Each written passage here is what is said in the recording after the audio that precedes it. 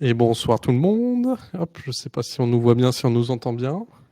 Bonsoir. Vous avez le droit de dire bonsoir aussi, vous. Hein. Bonsoir, on n'a pas de couper la Ça, parole tout de c'est suite. ils sont tous timides avec moi, ils ont pas l'habitude. Du coup, ce soir, on est réunis. J'ai réuni pas mal de monde. J'ai pris mes meilleurs agents autour de la table pour revenir sur un événement qui a eu lieu le mois dernier. C'était le DevFest à Nantes. Le DevFest Strasbourg, c'est jeudi. Profite bien. Donc nous, on a été au DevFest un an de cette année et on a commencé à discuter un petit peu de quels étaient les meilleurs confs, etc. Et on s'est dit, quitte à faire ça, autant le faire autant d'une petite radio, enfin d'un petit broadcast, histoire de pouvoir partager ça avec tout le monde. Et j'ai déjà perdu, je suis déjà emmêlé, impeccable. Donc ce soir, autour de la table, donc je vais commencer parce que mes collègues sont un peu timides, ils m'ont demandé de commencer. Donc moi je m'appelle Rémi Villain, donc je travaille pour Extia depuis déjà maintenant une paire d'années et j'interviens principalement sur les thématiques DevOps et je lead la communauté DevOps. Moi, c'est Kylian. Je suis développeur, anciennement PHP. Maintenant, je suis un peu full stack avec JavaScript et je suis depuis peu dans les commits dev, lead commit dev. Donc, enchantée, moi c'est Elsa Roussel. Donc, je suis chez Extia que depuis janvier de cette année. Développeur back-end en Go. Et puis c'est tout. Merci. Moi, c'est Thomas. Ça fait 3 ans que je suis chez Extia, donc DevOps, principalement autour de GitLab, GitLab CI, Amazon et Kubernetes. Hop, impeccable. Et du coup, ce qu'on vous propose ce soir, c'est en fait, on va faire un tour de table, on va refaire un tour de table où chacun notre tour, on va vous présenter le coup de cœur qu'on a eu pour le DFS de Nantes et un top 3, on va dire, de mentions honorables dans l'optique que si vous avez envie d'aller voir ces conférences sur YouTube, elles sont toutes disponibles. Donc profitez-en. Si on vous met l'eau à la bouche, profitez-en. Du coup, moi, je vais commencer par ma conférence préférée, qui est la conférence qui était sur Carpenter. Alors, Carpenter, c'est quoi Donc, ça a été une très belle ref au cinéma d'horreur, mais malheureusement, c'était pas ça pour ce coup-ci. Carpenter, c'est un outil qui vous permet de faire du K8S dans des contextes cloud. Et en gros, il vous promet de vous offrir tout un tas d'outils pour maîtriser un peu mieux vos dépenses et optimiser l'utilisation des ressources. Alors vous allez me dire, ok, c'est cool, mais finalement Cube, il n'est pas censé déjà faire de l'optimisation et de l'autoscaling. Du coup, je répondrai que ça a tendance effectivement à le faire. Enfin, normalement, ça a été sorti pour ça et ça le fait plutôt bien pour tout ce qui est scaling des applications. Donc que ce soit vertical, horizontal, hein, donc en augmentant les capacités de vos applis ou au contraire en déployant des nouveaux pods. Les pods, il faut voir ça comme des instances de votre application, on va dire, pour faire du gros résumé. Donc il gère ça bien. Par contre, quand vous arrivez à max capacité, Kubernetes, il a un petit peu plus de mal. Donc il a des mécaniques pour créer des nouveaux nœuds sur lesquels il va pouvoir continuer à déployer des applications, mais il le fait un petit peu bête et méchant. Il crée des nœuds d'une certaine taille donnée, etc. Il réfléchit pas trop. Et ce qui fait qu'en fait, on se retrouve sur l'exemple qu'ils ont donné là, c'est que on a un nœud qui a été créé pour contenir un seul pod. Et en fait, après intervention humaine, on a recréé un nœud plus petit pour héberger ce pod, pour optimiser un peu les ressources. Mais du coup, tout ça, Kubernetes ne l'a pas fait de manière native, quoi. Donc, il terminait avec, avec une remarque, c'est qu'il y a eu une étude de la Cloud Native Computing Foundation, c'est ça, qui s'est rendu compte qu'en fait, les gens avaient tendance à payer, enfin plus de la moitié des personnes finalement payaient plus cher avec des infracubes qu'avec des infra classiques, alors que c'est un petit peu la promesse de réduire les coûts par une optimisation des ressources. Du coup, c'est bien gentil, mais comment Carpenter, lui, il fait pour réduire les coûts alors que Cube, il n'arrive pas trop à le faire? C'est avec les plusieurs leviers qu'ils nous ont donnés, donc Consolidate, Choose the right hardware et Choose the right instance type. Donc Consolidate, en fait, c'est l'idée que c'est le schéma qu'on a juste avant. Finalement, si on a des pods qui sont déjà bien instanciés et bien établis, comment on peut les redistribuer pour faire ça le plus proprement possible? Ensuite, on a Choose the Right Hardware, qui est l'idée de, en fait, sur les offres cloud, vous avez tout un tas de choses, des architectures, des emplacements, etc. Et vous pouvez venir agir dessus et réduire vos coûts rien qu'en choisissant des choses qui sont un petit peu plus adaptées à vos besoins. Et le bon type d'instance, c'est, moi je parle surtout par rapport à AWS, et la conf était très orientée à AWS. Après, je l'ai pas précisé, mais Carpenter peut être utilisé sur d'autres clouds. C'est un projet à la base qui était AWS, mais qui a été donné à la cloud native par AWS pour être, on va dire, popularisé. Donc, pour AWS, il y a des instances qu'on appelle Spot et des instances On Demand. Pour faire bref, il y en a une troisième type, c'est celle qu'on réserve à l'avance. Mais en gros, des instances Spot, c'est des instances qui coûtent pas cher, mais qui sont qui peuvent sauter à tout moment. L'idée, c'est en gros quand Amazon a des serveurs qui tournent dans le vide, il les loue sous forme de spot, mais à tout moment, ils peuvent vous dire non, maintenant j'ai besoin de les récupérer. Donc, pour faire tout ça, Carpenter, il a ce qu'on appelle les node pools, qui est le petit fichier qu'on voit tout à droite, où en fait, on a tout un tas de règles sur lesquelles on peut agir. Donc, la région, le type d'instance, on retrouve effectivement le spot ou on demand, ce genre de choses. Alors, vous allez me dire, ça a l'air super bien, comment il fait tout ça, à quoi ça ressemble, etc. Et là, je vais vous dire que moi, je vais commencer à être un petit peu sec pour vous parler de tout ça. Parce que moi, j'ai juste vu la présentation d'1 heure pendant le DFS, donc au milieu de toutes les autres présentations. Donc, en fonction de mon degré d'attention et à un moment où c'est tombé dans la journée, j'ai pas forcément retenu toutes les infos. Mais en gros, si vous allez voir la conférence, oui, ils vont vous décrire un petit peu toutes les mécaniques que Carpenter fait intervenir pour réussir à faire un petit peu cet exploit d'optimisation de ressources.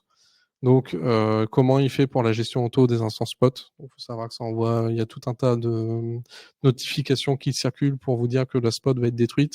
Mais du coup, lui, il l'intercepte automatiquement, il recrée ce qu'il faut, il transvase vos applications, etc. Il s'occupe de tout ça. Ils ont insisté sur le côté tout ce qui est configuration, réseau, image OS et mise à jour. En fait, Carpenter va aussi s'en occuper. Ça va vous permettre de vous délester un peu de cette partie-là. Et il y a un gros passage aussi sur la stratégie pour la création des nodes et la réaffectation qui est hyper intéressant. Et moi, une question que je me posais quand ils présentaient, c'est comment vous faites pour travailler avec plusieurs équipes, c'est comment dire, pour faire fonctionner Carpenter dans un contexte où vous avez plein d'équipes différentes, etc. Et ils en parlent un petit peu. Enfin, on peut faire du label, on peut labelliser des environnements. Par exemple, on peut dire la définition qu'on a vue plus tôt avec les node pools. On peut créer un node pool pour les environnements de dev qui va utiliser du spot à gogo. Il va essayer de réduire les frais au maximum. Et vous allez pouvoir créer un node pool pour la prod avec une étiquette pour dire ce que vous envoyez en prod, c'est que des instances on demand parce que vous pouvez pas shooter votre application 30 secondes le temps de changer de workspace. Donc tout ça, c'est bien mieux expliqué par les speakers. D'ailleurs, j'ai oublié de donner les noms. Je crois que je les avais mis. J'ai oublié de mettre les noms. Tant pis. La première C'était le slide. premier slide, ouais. Je suis aveugle. En violet. Ah oui, Clément speaker. et Olivier Lepus et Clément. Alors, Clément, je ne veux pas écorcher son nom. Gualo, je pense.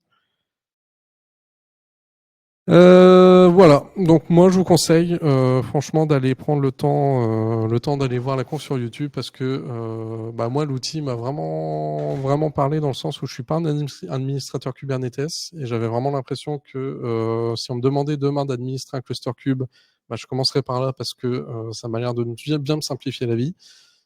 Les speakers font un excellent travail de vulgarisation et maîtrisent vraiment bien le tempo. Vous avez une présentation, une démo pendant le talk qui vous montre ça de manière simple et efficace, quoi. Donc ça, c'était mon coup de cœur pour le DFS de cette année. Et quelques mentions honorables. Le premier, c'était un speak de Olivier Poncet sur l'anatomie d'une faille. Donc, il revenait sur... j'ai même pas mis le nom de la faille sur la slide, impeccable. Je suis en train de faire travailler mes... On va pouvoir aller voir le replay pour le savoir. C'est ça, vous allez pouvoir aller voir le replay pour le savoir. Mais en gros, l'idée, c'est que il y a une attaque qui a été faite contre le client SSH. Donc, l'idée, c'est que si vous arrivez à prendre le contrôle du client SSH, vous êtes le maître du monde. Sauf que vous pouvez pas attaquer le client SSH comme ça, comme vous voulez. Du coup, l'attaque de la personne a été faite vers la chaîne d'approvisionnement des SSH, c'est-à-dire que le client SSH prend quelques dépendances et le mec a réussi à mettre son pied à la porte dans des projets qui sont qui sont utilisés par le client SSH. Et en gros, il a fait un travail de longue haleine sur plusieurs années pour s'introduire dans la communauté open source, pour faire des commits à droite à gauche, pour se créer un petit nom et réussir à mettre la main sur le projet.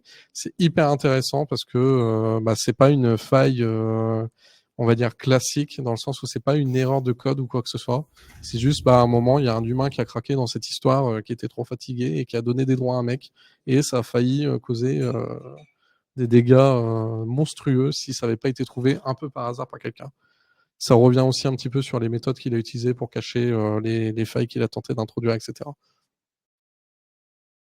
Deuxième coup de cœur, c'est lié à l'environnement au Green IT, mais l'idée c'était de dire, c'est donc le speaker c'était Tristan Nitto qui revenait sur un peu une idée de plutôt que de continuer à vivre sous l'effet de la loi de Moore.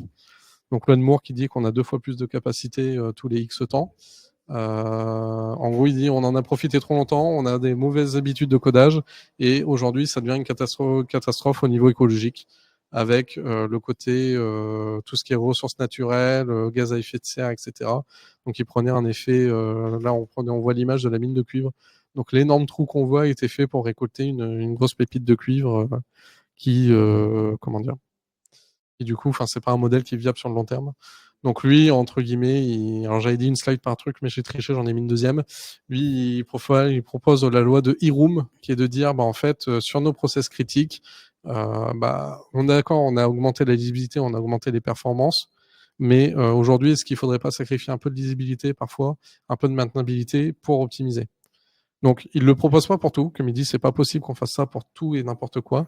Mais pour ce qui va être au cœur d'une application, ce qui va être appelé 10 milliards de fois par jour, peut-être que ça mériterait qu'on se penche là-dessus. Donc, je vous laisse aller voir sa présentation, parce qu'elle est vraiment intéressante, autant pour se rendre compte du problème écologique que pour avoir des premières pistes de réponse de qu'est-ce qu'on devrait faire. Et le dernier, la nostalgie a parlé. Pour mon dernier coup de cœur, la nostalgie a parlé. On m'a dit on va parler de Pokémon. J'ai dit vas-y, on y va. On va voir ce qui se passe. Du coup, c'était le speaker, c'était Audrey Burlot qui nous a fait une présentation de comment fonctionnent les vieux jeux Pokémon. Et c'est là que tu te rends compte par rapport au talk d'avant la différence. Hein. Là, Pokémon, ça tient sur 32 kilos, quelque chose comme ça. Enfin, c'est ridicule. Les premières générations. Et en gros, il est revenu sur comment ça fonctionne, le niveau assembleur, etc. Et toutes les quelques techniques que les devs ont essayé d'utiliser justement pour optimiser la mémoire, pour optimiser tout ce genre de choses, et comment on peut les exploiter pour faire à peu près tout et n'importe quoi avec le jeu. Et donc là, en l'occurrence, c'est obtenir le Pokémon le plus rare du jeu qui est Mew. Très bon, pareil, très coup de cœur parce que là le ton est vraiment léger. Si vous avez déjà joué à Pokémon étant plus jeune, les 20 premières minutes normalement vous devriez vous reconnaître et c'est vraiment intéressant. Et puis bon, on a fait un peu d'assembleur, on a un peu discuté assembleur, donc c'est justifié. On a parlé tech quand même. Voilà pour mon petit, pour mes différents coups de cœur du DevFest et les confs que je vous conseille vraiment d'aller sur YouTube. Et maintenant, je vais laisser la parole à Kylian. Enfin, sauf si vous avez des remarques, des questions. C'est vrai que je suis passé un peu vite, mais... On va voir s'il y a des questions. En tout cas, ils ont bien aimé Pokémon. Pokémon, bizarrement, je savais que ça allait bien marcher. Hein. Mais moi, le premier, moi, je me suis fait attraper, comme les Pokémon. Ok, on va passer à la suite, du coup, s'il n'y a pas de questions. Et puis au pire, sinon, on pourra revenir. Ouais, n'hésitez pas si vous avez des questions, jamais, posez-les en live et nous, je les intercepterai pour les poser. Donc moi, je vais vous parler de la conférence que j'ai préférée, qui est donc alors quoi de neuf dans ES 2026. Donc comme je l'ai dit, moi je suis un développeur JavaScript maintenant depuis à peu près un peu plus d'un an. Même si j'avais eu un peu des expériences avant, mais principalement depuis un an. Donc j'ai assisté à la conférence de Christophe Porteneuve, qui est chez Doctolib depuis un an. Tout d'abord, je trouvais que la conférence elle était très claire et était pertinente. Et puis il avait des petites touches d'humour aussi, donc c'était toujours intéressant. Et Christophe, il était à sa 151e conférence là au DevFest, donc il a de la bouteille. Donc en termes de speak, c'était vraiment bien. Et il est aussi très légitime puisqu'il développe en JavaScript depuis le début de JavaScript, c'est-à-dire en 1995. Donc voilà. Donc pour petit rappel, JavaScript ça a été créé par Netscape et puis ça a été racheté par Oracle. Et puis il nous parle notamment du TC39 qui est le Technical Committee 39. Donc c'est un groupe de travail en fait qui va au sein de DECMA International, en fait, qui fait des réunions tous les 2 mois pour un peu déterminer les différentes nouveautés qu'il va y avoir dans la prochaine version de d'ECMAScript. Donc ECMAScript, il y a 6 stades d'évolution en fait pour une fonctionnalité. Donc le stage 0, c'est vraiment le tout début, c'est l'idée en fait. N'importe quel membre du TC 39 peut proposer une idée et ensuite elle va être donc formalisée donc via le stage 1 en fait, la proposition. Donc la fonctionnalité elle commence à prendre forme, il y a un document qui décrit son objectif en fait. Ensuite il y a le draft, donc il y a vraiment une spécification formelle qui est rédigée. Mais il n'y a pas encore les tests qui ont été faits à ce moment-là. Ils sont faits pour la draft plus, donc le stage 2.7. Me demandez pas pourquoi. Il nous l'a pas expliqué non plus pendant la conférence. Apparemment c'est un cas assez à part qui prend pas mal de temps à expliquer. Mais donc voilà. Donc pendant la draft plus, donc les tests ne sont pas encore réalisés justement pendant la draft plus. C'est simplement donc c'est justement ce qui reste à faire en fait pour passer en candidate. Et donc à la version de candidate, donc tous les tests sont terminés et donc là la fonctionnalité elle va être prête en fait à être déployée pour implémentation expérimentale, donc dans minimum 2 moteurs JavaScript. Donc ça peut être SpiderMonkey, V8 ou encore JavaScript Core pour Safari. Et donc le stage 4, donc le finished, donc là la fonctionnalité elle est entièrement terminée, validée et elle est implémentée donc dans 2 moteurs. Et donc elle est gelée en janvier ou en mars. Et il y a une nouvelle version donc en juin de chaque année. Donc ES 2024 est sorti donc en juin 2024, etc. Donc il va nous expliquer en fait pendant cette conférence l'avancée de 2020 en fait à 2026. Donc évidemment de 2025 à 2026 c'est pas encore sorti, donc c'est du théorique par rapport à par rapport justement à l'avancée des différents stages comme j'ai expliqué juste avant. Donc il nous explique en 2020 et voilà il y a eu pas mal de modifications. Donc il y a eu notamment le match all. Donc je sais pas si vous connaissez le point match ça va être pareil en fait, c'est juste qu'il va renvoyer un itérateur en fait de chaque occurrence du match, du promise.all settle qui va lui exécuter chaque promesse et va renvoyer un tableau d'erreurs ou de résultats. Et également le promise.any qui est en fait l'inverse du promise.all et qui va donc s'arrêter au premier succès quand le promise.all va s'arrêter au premier rejet. En 2022, il nous parle notamment du array.at. Donc là, tout ce que je vous raconte, en fait, il donne des exemples en fait à chaque fois pour que ça soit concret, et c'est bien expliqué, etc. Et il y a également à la fin de sa conférence, il donne également un autre QR code justement. Donc ça fait le QR codeception qui donne en fait accès à sa slide avec les différents exemples. Donc vous pouvez aussi après revoir par vous-même les différentes slides. Donc c'est intéressant. Donc le array.at qui est assez similaire au splice et au slice si vous connaissez. Et donc ça va juste permettre de en fait récupérer vraiment un élément à la position. Donc le at-1 qui va récupérer le dernier élément, etc. Donc ES 2023 qui est sorti donc en juin 2023. Qui fait notamment des ajouts sur les arrays. Donc en fait actuellement, donc avant 2023, il y avait 8 fonctions dérivatives et 9 fonctions mutatives sur les arrays. Et donc là, ils ont rajouté en fait la manipulation immuable de tableau. Donc le toReversed qui lui va être la version immuable du reverse, le toSorted pour le sort, le toSpliced pour le splice, et puis with qui est une nouvelle fonction qui va permettre d'insérer un nouvel élément dans le tableau. Et en 2024, des ajouts sur les arrays, sur des array grouping, sur les regex, ou encore le promise.withResolvers. Voilà, je vous laisserai aller voir la conférence si vous voulez plus de détails là-dessus. Et donc les suppositions donc pour ES 2025 et 2026. Donc en 2025, on peut espérer s'attendre à de la nouveauté sur les collections et les itérateurs, notamment avec les sets, avec l'ajout d'intersections, d'unions, de différences, etc. Sur les regex également qui vont être plus flexibles. Donc Moi, les regex, j'avoue qu'il en a parlé pas mal de fois, mais c'est un sujet qui est assez complexe, je pense, pour beaucoup de monde. Les attributs d'import aussi, donc avec la possibilité d'importer un fichier avec with type, etc. Donc ça va ajouter de la sécurité en fait au, au code. Et également le promise.try qui lui va en fait envelopper une fonction dans une promesse, qu'elle soit synchrone ou asynchrone. Donc ça va permettre par exemple pour du passage de callback où on ne sait pas si ça va être du synchrone ou de l'asynchrone, de pouvoir gérer de manière uniforme ce genre de fonction. Donc voilà, donc ces fonctions qui sont pour le stade 4.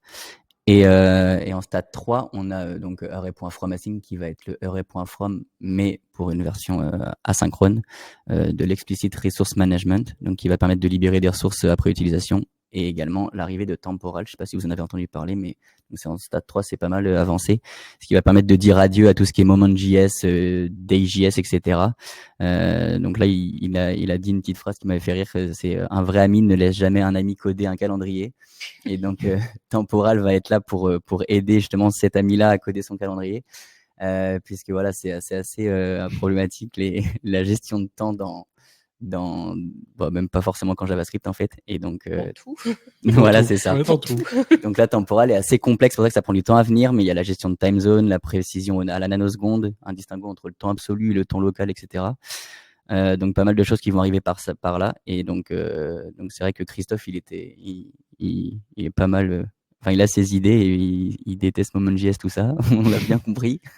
Et donc Temporal, c'est un gros ajout. Et donc en 2026, les décorateurs, les itérateurs.range, également des évolutions sur les objets et sur les signaux, donc qui vont être des valeurs réactives qui vont permettre aux dépendances d'être mis à jour en fait en fonction de ces signaux justement. Voilà. En ce qui concerne le top 3 Ouais. maintenant. Mais du coup, excuse-moi. Ouais. Du coup, c'est des choses qui peuvent exister dans des frameworks, des trucs comme ça. Et là, l'idée, c'est de tout intégrer en natif, c'est ça? Ouais, il y a beaucoup de choses qui sont justement, comme tu dis, qui vont être dans des librairies. Et donc, en fait, là, ils intègrent tout dans du JS pur, en fait. Ouais. Mais en fait, la plupart des cas, par exemple, pour du loadage, c'est pareil, il parle de loadage et il dit arrêtez avec loadage. Il y a la plupart des fonctions qui sont natives dans JavaScript, utilisez-les. De toute façon, loadage va faire la même chose. Ils vont utiliser du natif. Et c'est juste que, voilà, donc là, JavaScript se met un peu à jour en fonction des librairies pour ajouter justement ce qui est ajoutable et ce qui est pertinent, quoi. Donc en ce qui concerne mon top 3, j'ai fait moi une seule slide, comme ça contrebalance Rémi. Avec ceux qui en font trop. Donc, tout d'abord, les trucs et astuces data pour devenir le prochain Sherlock Holmes. J'ai pas nommé les speakers, j'en suis désolé. Donc ils vont montrer les différentes méthodes qui sont utilisées pour retrouver des informations sur des individus lors d'enquêtes. Donc notamment l'arrivée des smartphones qui a été une grosse avancée, qui va permettre du tracking web, de la géoloc, même avec les assistants vocaux, etc. Ils nous parlent ils sont deux speakers, du coup, ils nous parlent également des bases de renseignements, donc notamment les 19 BDD que possède Interpol et les 20 millions de requêtes qu'ils font chaque jour. Également des outils comme Anacrim, Chapvision, Edicia, OSINTracker, Sherlock, Crosslinked. Je vous laisserai aller voir la conférence si vous voulez avoir plus de détails sur ces outils qui étaient assez intéressants. Il y en a deux qui sont des outils en CLI. Et également OLint, il nous parle un peu d'OLint, qui est investigation numérique en source ouverte, avec notamment PMICE. Je ne sais pas si vous connaissez PMICE, et ça fait peur. Mais du coup, c'est des choses qu'on peut réutiliser ou c'est vraiment des choses qui sont fermées et juste on peut se renseigner, entre guillemets? Ça dépend. Justement, par exemple, Sherlock et Crosslink sont des outils CLI. Il me semble que du coup, c'est utilisable par n'importe qui. Et OSINTracker, c'est une appli web en fait qui permet en fait si tu fais des recherches sur moi, tu peux mettre Kylian et après aller chercher mon réseau social, le mettre sur OSINTracker, etc. et faire des liens entre les différentes données pour ensuite repiquer sur les choses. Pour ce qui est de PimEyes, en fait, on fournit une image et puis il ressort toutes les images qu'il a de cette même personne sur le web et il trouve qui c'est, etc. Donc voilà, le faites pas sur les autres, faites-le sur vous si vous voulez. Sinon, c'est illégal. Exactement. Donc également Dev dès 12 ans. Donc les petits hackers vous expliquent comment. Donc c'est Erel et Adrien qui ont eux de 15 ans et qui nous expliquent en fait leur projet. Donc c'est une association, la Maison du Libre à Brest, qui crée ça en fait. Donc voilà, c'est les petits hackers qui est composé de 7 bénévoles et 16 adolescents. Et en fait chaque année ils vont avoir un gros projet qui va permettre justement à des jeunes de s'initier à l'électronique et à l'informatique, etc. Et puis de voir à quoi ça ressemble et tout ça. Donc voilà, je trouvais que c'était intéressant. C'était un petit talk de 20 minutes pour celui-là. Et également, tu te mets combien en CSS? Donc, c'est par rapport aux jeux de société, tu te mets combien? Je sais pas si vous connaissez. Et donc, ils font une liste de 10 choses, en fait, du plus simple au plus complexe et ensuite, après, ils vont nous expliquer comment faire cette chose-là sans utiliser forcément des breakpoints, etc., en montrant la diversité qui existe dans le CSS et qu'on ne connaît pas forcément. Donc voilà, les VH, VW qui peuvent être connus. Et après, il va y avoir des trucs un peu plus sombres, le LVH, LVH, SVH, DVH, etc. Il n'y a pas LVMH, mais voilà. Donc un peu tout ce qui gravite autour de CSS pour ce dernier talk. Et voilà pour moi. Et Donc, du les coup, tu t'es différents. mis combien en CSS?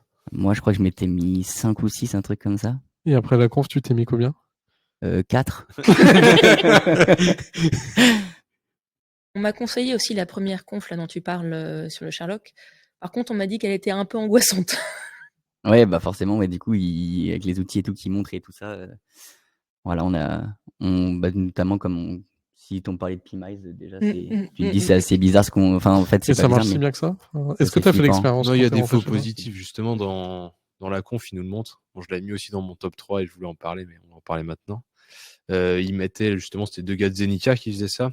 Et donc, il montrait, il avait mis sa tête à lui, le gars. Et donc, ça sortait 6 images. Et sur les 6, il y en a une, c'était pas lui, en gros. Ok.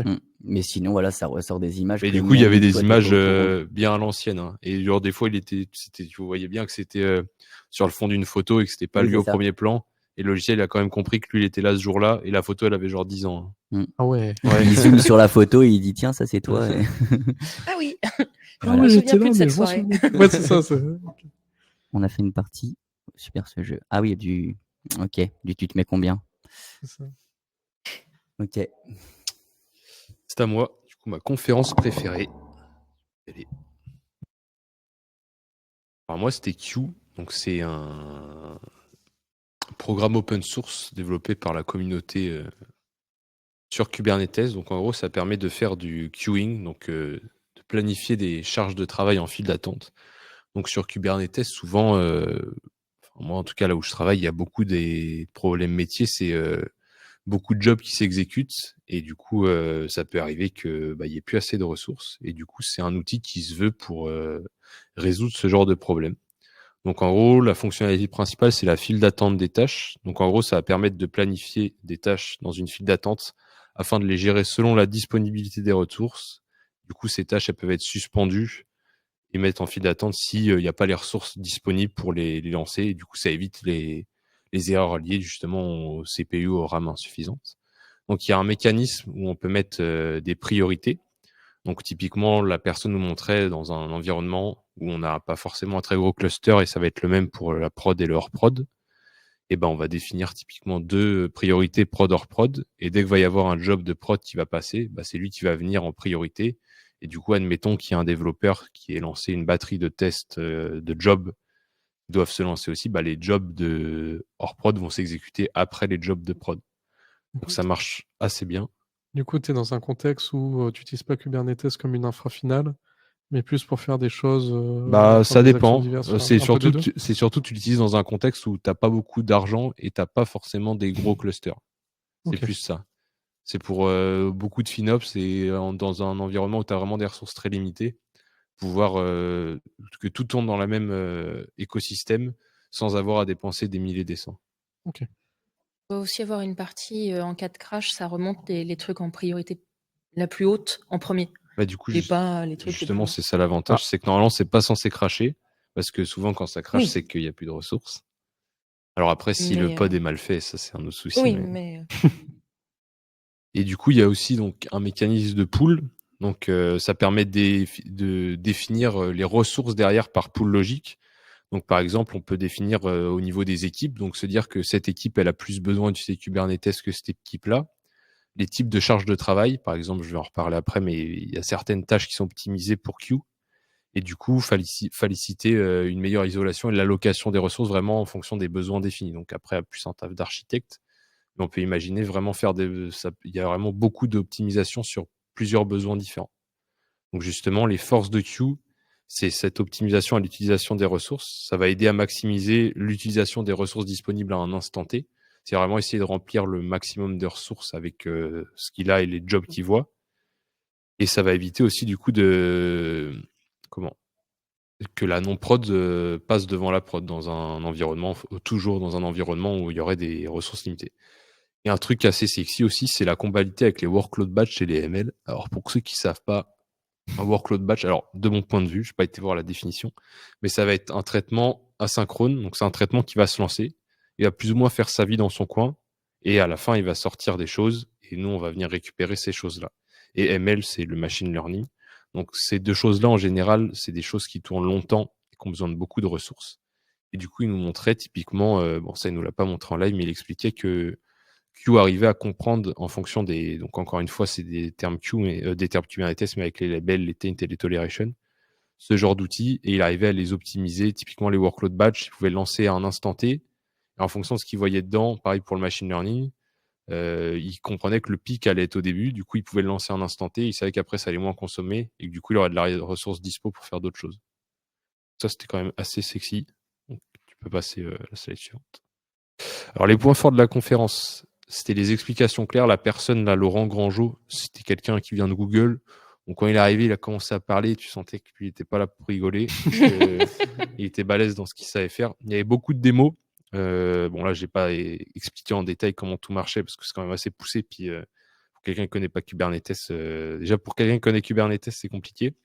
Et puis le but, c'est d'inviter les gens à aller regarder la conf. Faut pas tout leur dire. Du coup, il y avait beaucoup de démos. Il y avait plus ou moins, il présentait les différents points que je vous ai montrés. Il montrait un par un. Et à chaque fois, il avait un manifeste Cube et il déployait la ressource. Donc, je vous ai mis le lien GitHub vers les fichiers. Mais quand vous voyez dans la conf, vous voyez aussi les fichiers dans son VS Code. J'ai oublié de dire aussi sur les explications claires, c'est que la presse était à 14h, donc juste après le temps de manger. Et il a quand même réussi à accrocher toute la salle pendant 1 heure juste après le temps de manger. Donc, c'est quand même que c'était très intéressant. Et le dernier point, c'est quand même que c'est un outil qui répond à un besoin clé parce que, enfin, moi, je fais pas mal de queuing, du coup, de job dans Kubernetes. Le métier en fait beaucoup. Et ça arrive assez souvent qu'il y ait des pods qui plantent, soit parce qu'ils ont été, nous, on a un carpenter, soit parce que le carpenter les a evicted, on dit, donc il les a fait sauter parce que ça faisait trop longtemps que ça tournait ou qu'il avait besoin de libérer de la ressource. Et du coup, ça, c'est un outil qui permet de patcher ce genre de cas, puisque ça permet de faire du queuing. Alors, pour l'instant, c'est un outil qui est encore en bêta. Ça avance très vite. Le jour du DevFest, il y a la 0.8 qui venait de sortir. Là, actuellement, on est en 0.9.1, donc le DevFest, il y a 1 mois à peu près. Donc là, il y a déjà une nouvelle version. Enfin, du coup, c'est toujours de la bêta, mais il y a toujours une nouvelle version qui est sortie. Pour l'instant, on ne peut pas qu'il dépode. Une fois que le pod est lancé, il attend forcément que le pod soit terminé avant d'en mettre d'autres. Donc, il n'y a pas quand même une notion de priorité en mode la prod arrive, je libère de la ressource directe comme le ferait un carpenter, par exemple. Là, c'est vraiment une file d'attente et il les dépile au fur et à mesure en fonction des priorités. Voilà. Le top 3.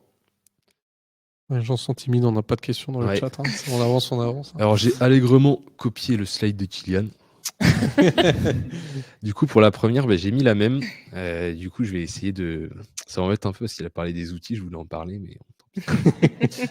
moi, ce que j'ai bien aimé dans cette conférence, alors c'est déjà, moi, je suis bien fan de séries policières et romans, et vraiment, si vous aimez ce genre d'univers, c'est clairement le genre de truc que vous allez aimer, parce que il explique vraiment plein de choses sur le fonctionnement des regroupements des données des différentes sources et surtout la mutualisation des outils de surveillance, un peu comment ça se passe justement avec Interpol, comment les données elles sont échangées entre les différentes polices.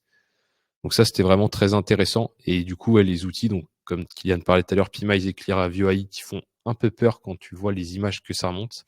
Et j'ai bien aimé aussi Osint Tracker. Donc en gros, comme le disait Kylian, c'est un peu un outil comme on voit dans les films en mode... vous mettez la photo du chef de gang, puis il y a une petite punaise qui revoit un type qui a un lien et ça permet de faire des liens comme ça.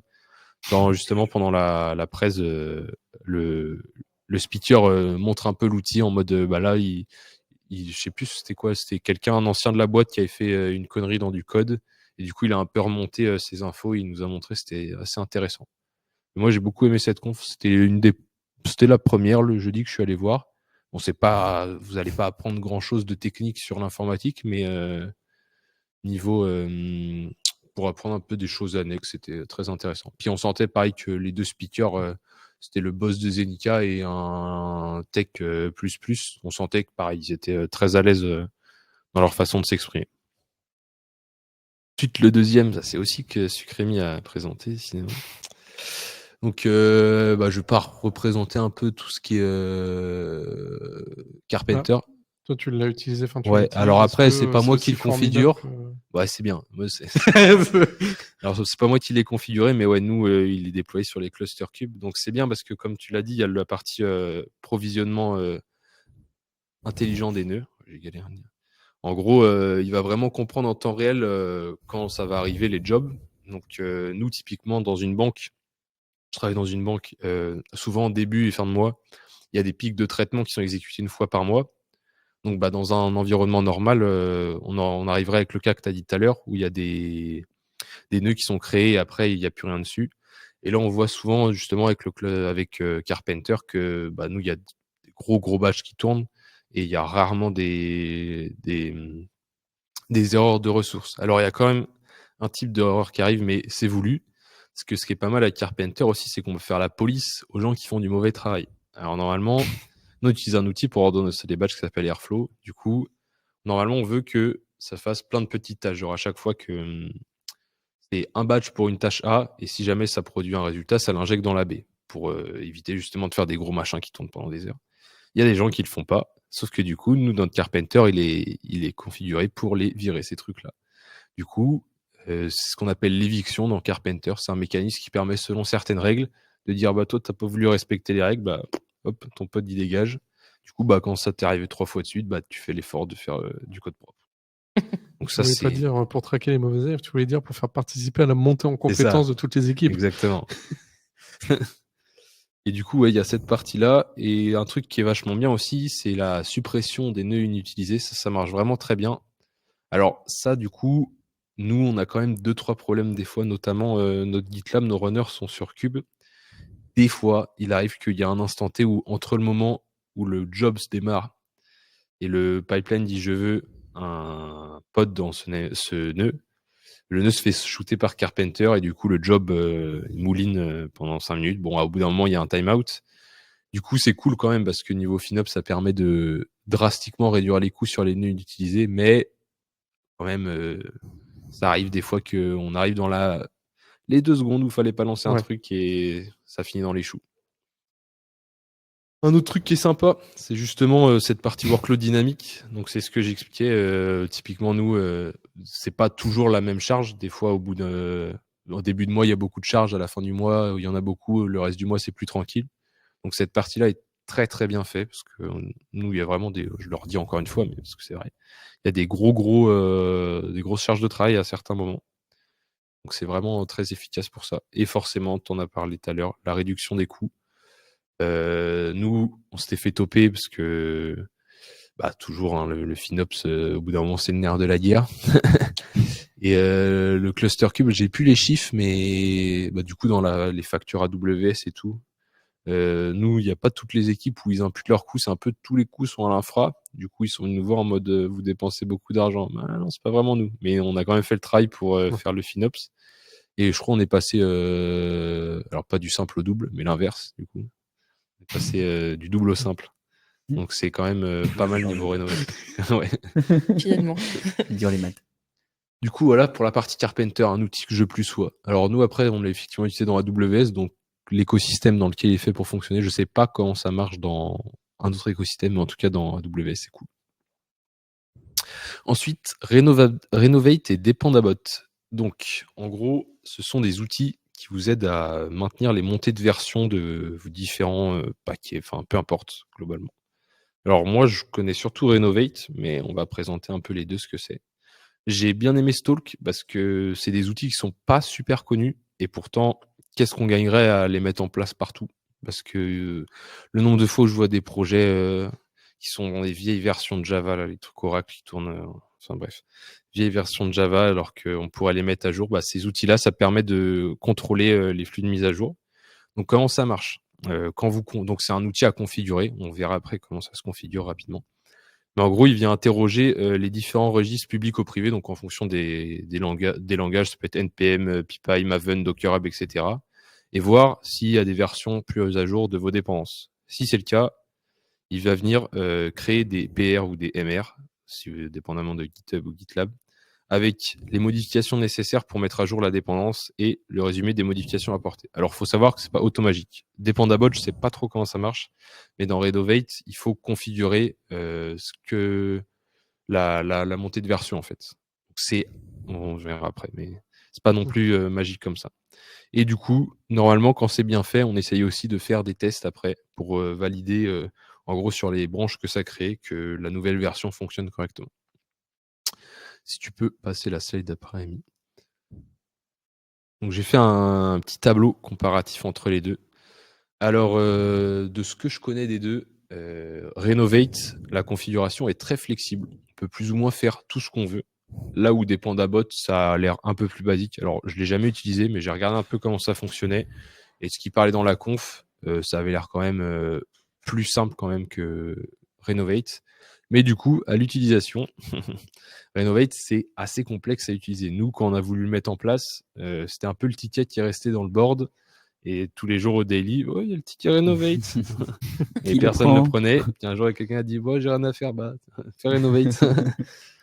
Alors que de ce que j'ai vu, Dependabot, je crois que c'est majoritairement. Tu m'avais dit, Rémi, que tu l'avais utilisé sur GitLab. Ouais. Nous, on l'avait utilisé sur GitLab. Ouais. Alors, j'avais vu que c'était un outil vachement bien fait pour GitHub, mais du coup, si ça marche avec GitLab, tant mieux. Et en fait, du coup, c'est ça. C'est sur GitLab, il va chercher tes dépendances. Il dit, ah tiens, celle-là peut être mise à jour. Donc, il te fait une merge request. Et si tu fais comme moi et que tu lances l'outil en mode, tiens, on va regarder ce que ça fait, ça ouvre 15 merge requests sur la journée. Donc, et encore à 15, il s'arrête parce que sinon, ça pourrait encore continuer. Et pour ça, il faut faire attention quand on le configure. C'est très puissant comme outil, mais il faut savoir ce qu'on fait, quoi. Ouais. Et du coup, moi, je conseillerais de bien faire attention à le configurer pour, par exemple, remonter 1 ou 2 merge requests par semaine, histoire de faire le travail petit à petit et pas faire peur aux devs, parce que sinon, après, c'est un refus en bloc de l'outil et c'est perdu. Ça veut dire qu'il va faire dans un ordre de priorité ou pas? Genre, il fait les...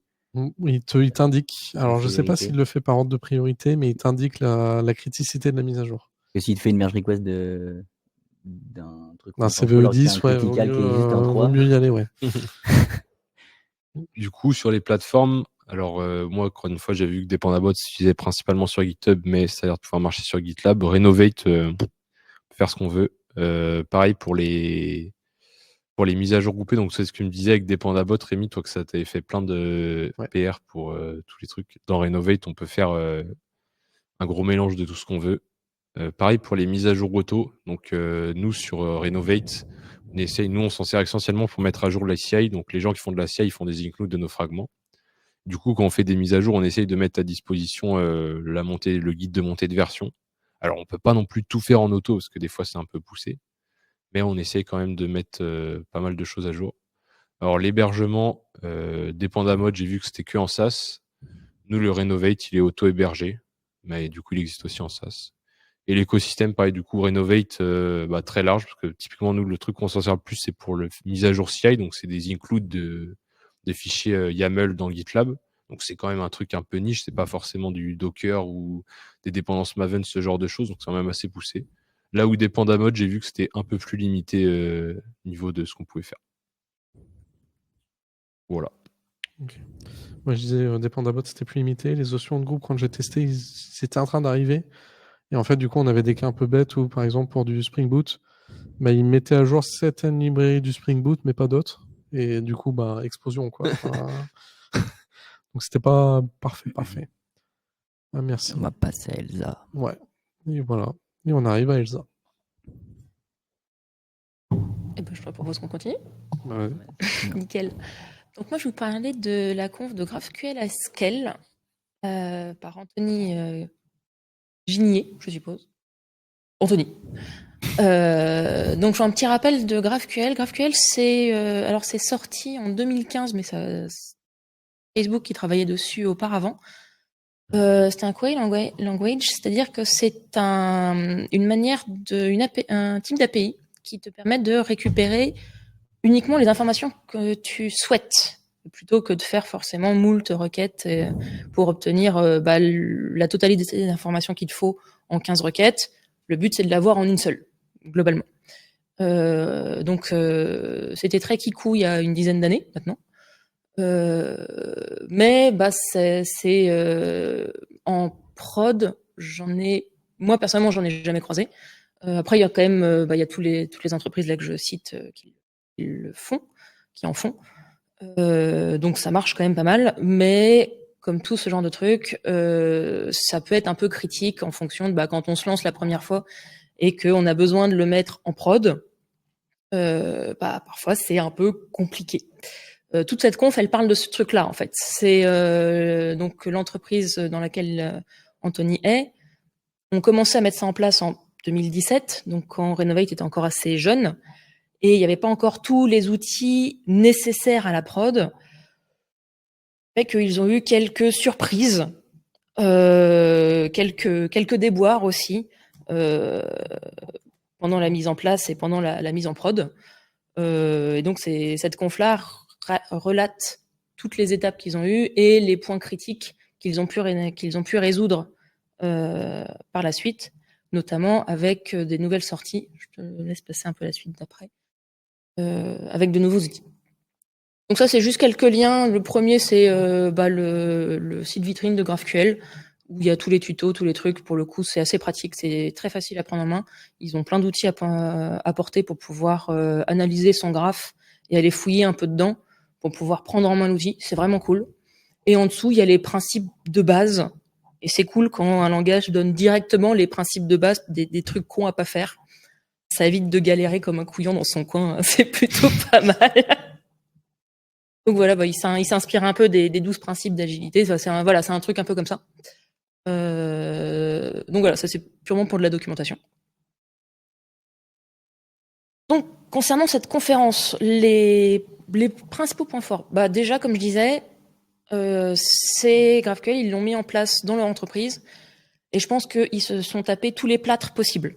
Donc à chaque exemple des best practices, ils expliquent que eux, avant d'avoir les outils ils sont passés par ces étapes-là, et c'était pas terrible. Donc ils ont fait des progrès, ça s'est passé au fur et à mesure. Les outils se sont affinés aussi.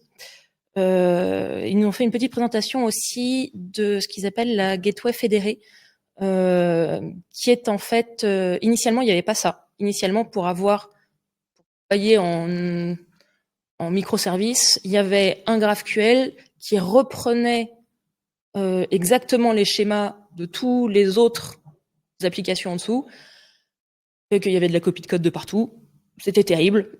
Ils sont passés sous un outil, donc GraphQL Federate, qui te permet de, en fait, aller piocher directement les schémas, et ça se gère en fait tout seul. Ça va chercher juste le schéma, mais il n'y a pas besoin de le mettre à jour à la main, parce que là, c'est le bordel.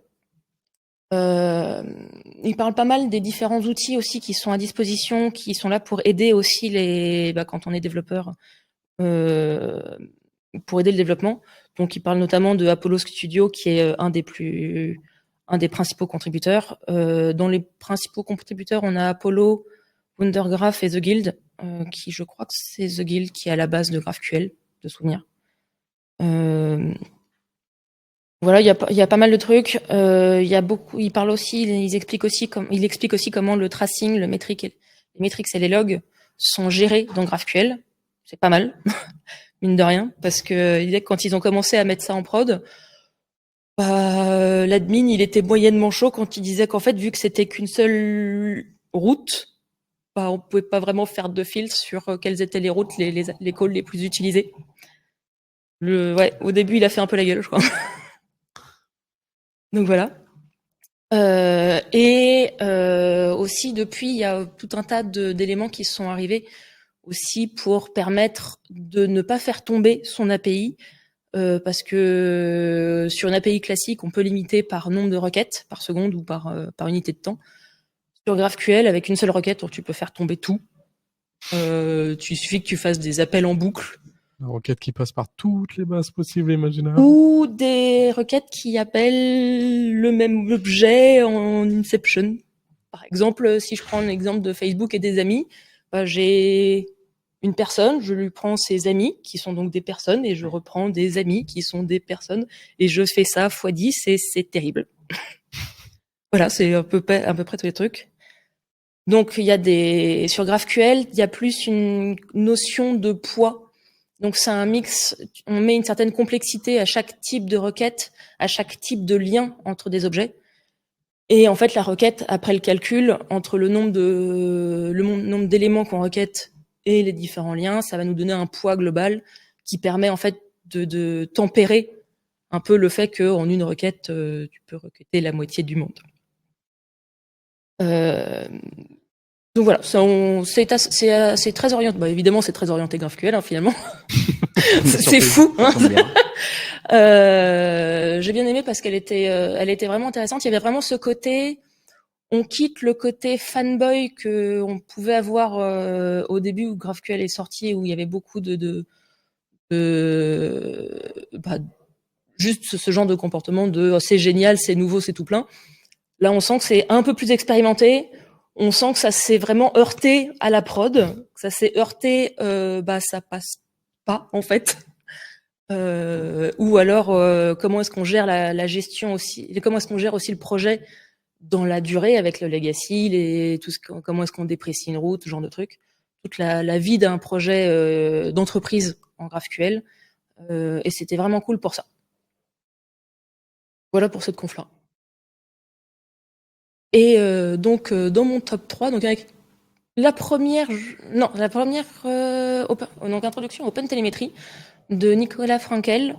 Alors moi j'ai déjà utilisé OpenTelemetry, je trouve ça génial.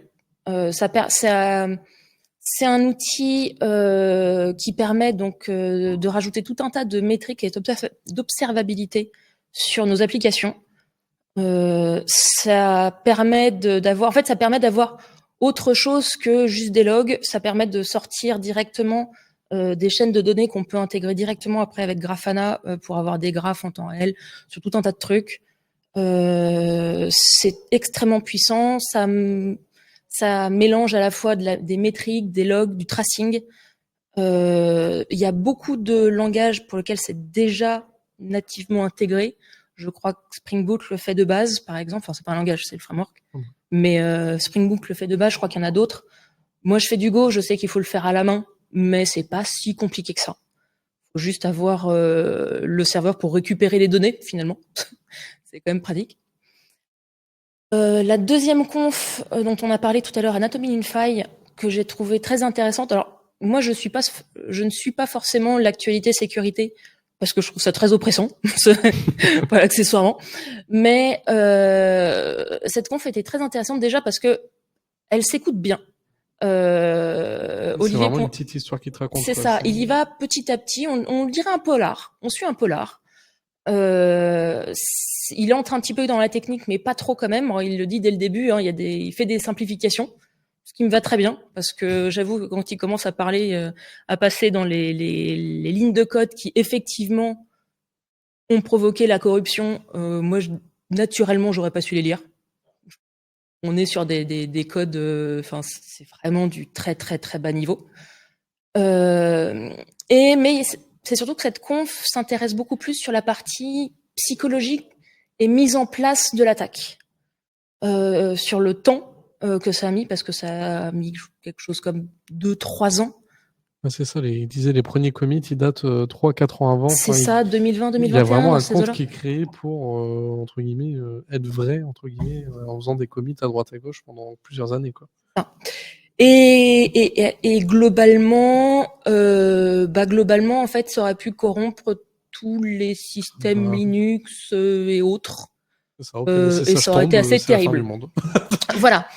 Ça aurait été assez terrible. Et on a échappé à cette faille, genre à 2 jours, ou un truc comme ça de la release, par un hasard un hasard fabuleux.